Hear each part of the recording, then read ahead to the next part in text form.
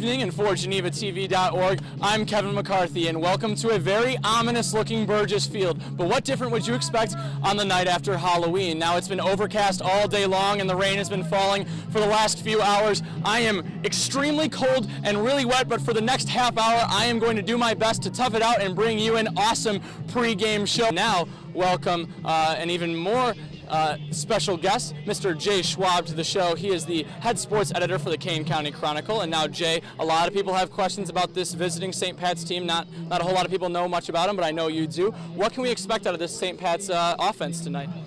Well, it's a big team, it's a strong physical team, and that was Coach Wasinski's greatest concern about the matchup was the line of scrimmage, both ends of the ball, offensively and defensively. St. Pat's is a team that likes to establish the run, chew up clock, a tough team to come back on, so that's why I think starting the game is going to be very important tonight. Yeah, and you talked about the physicality and size being kind of a problem. Now, in what other ways can the Vikings make up for that and be more competitive tonight? Well, their skill players have been terrific all season. Speaking offensively, the offense has really been not just good but great for a good chunk of the season, especially the last half of the season as the Vikings have gotten on this major roll.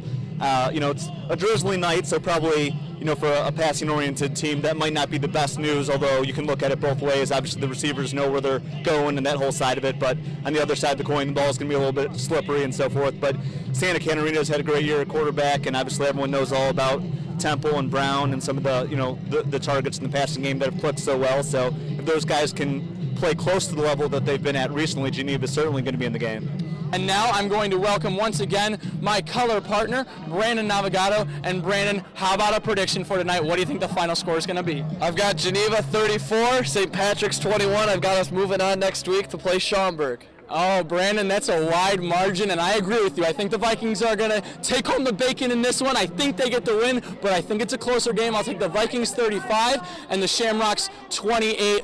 Brandon, as you can tell right now, I'm excited. I hope you're pumped. What do you have to say? I'm ready to go, Kevin. I don't care what the final score is as long as our boys are out on top. Let's go get this done. Exactly. Let's do it. Keep it tuned right here at GenevaTV.org. Hope you're ready for some football. We'll be back in about 10 minutes with the opening kickoff.